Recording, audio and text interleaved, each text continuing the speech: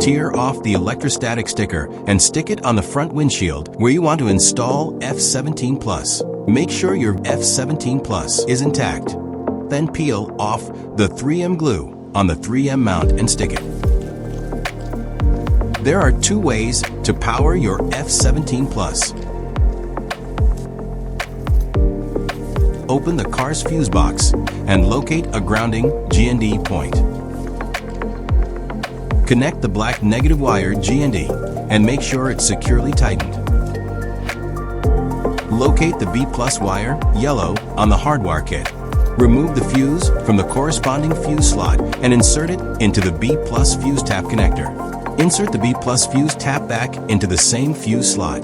Check the display screen to see if it shows the voltage reading. If no voltage is displayed, try a different fuse slot.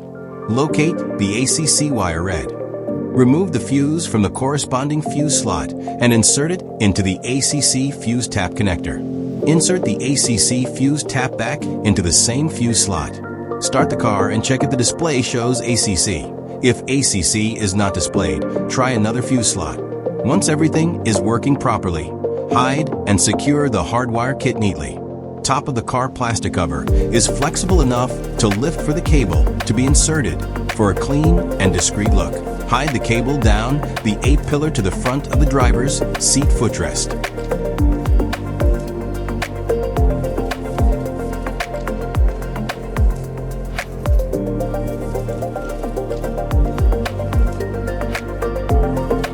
Use a pry bar to pry up the car's headliner through the roof panel and conceal the power cable. Route the power cable to the right along the A-pillar. Then continue tucking it down until it lies in front of the front passenger's floor mat. Hide the power cable beneath the floor mat and connect the car charger to the vehicle. Connect the car charger's power cable to the F17 Plus. Connect the rear camera power cable to the recorder host. And hide it in the same way as the hardwire kit cable. After hiding in the A-pillar, the cable is hidden along the top gap to the B-pillar.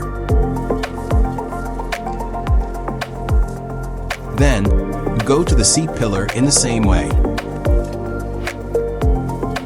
After hiding in the C-pillar, the top extends to the rear windshield.